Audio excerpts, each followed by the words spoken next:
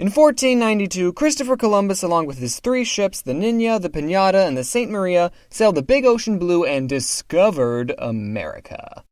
But I mean, there were already people here, and he still called them Indians because he thought, oh, okay, this must be India. People didn't ridicule him because he thought the world was flat. No, they ridiculed him because Chris thought the distance from Asia to Portugal was only 2,400 miles, when in actuality, it was 10,000 miles away, not to mention there was a huge freaking continent between them. It just makes you want to say, boy, were they wrong! And that's the theme of this video. We've come a long way in modern medicine. We have vaccines, and x-rays, and MRI scanners, and we learned to wash our hands before operations because we didn't used to do that before. Boy, were they wrong! Yes, I am going to say that every time. So obviously, with new discoveries in medicine, we'll realize that some of the things we used to do were wrong. No, don't put your baby on its back. It could throw up and choke itself. No, don't put it on its stomach. It can get SIDS. No, put it on its head.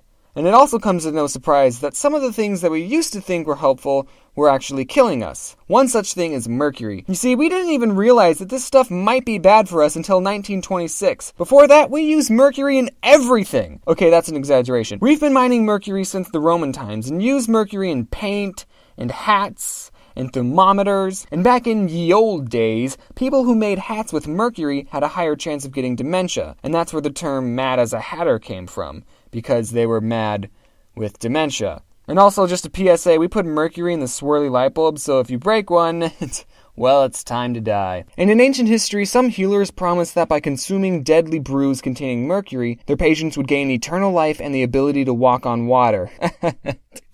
No. One of the most famous cases was a Chinese emperor called Qin Shi Huang, who died after ingesting a mercury pill that was supposed to make him immortal. Boy, were they wrong! Also, speaking of ingesting poisonous food, Europeans thought that the tomato was poisonous.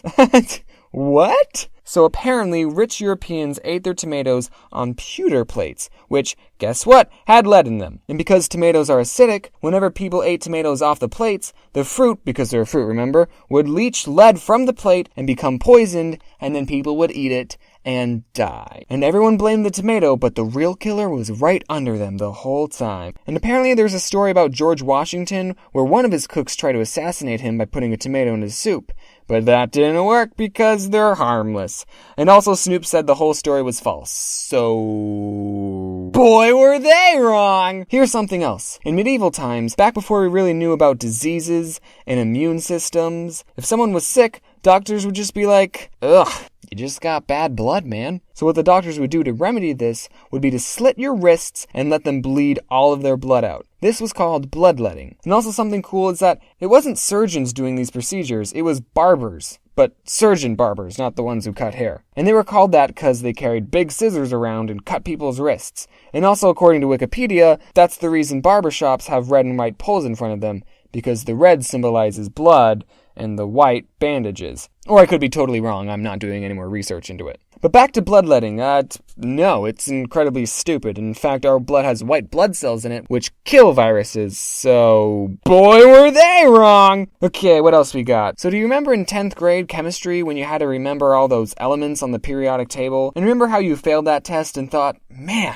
if only the periodic table was shorter and had like 4 elements, and those elements were earth, water, fire, and air. Well, if you lived in the BC to early 16th century, you wouldn't have had to take that online chem class because you'd have been right! And apparently Aristotle said that there was a 5th element, aether, which, according to the second Thor movie, is one of the 6 Infinity Stones. And people believed this until this freaking nerd was like, actually there's a bajillion elements, and now everyone has to memorize them. You know, I wonder what those BuzzFeed articles that are like 9 things you thought were true but aren't would have been like in medieval times.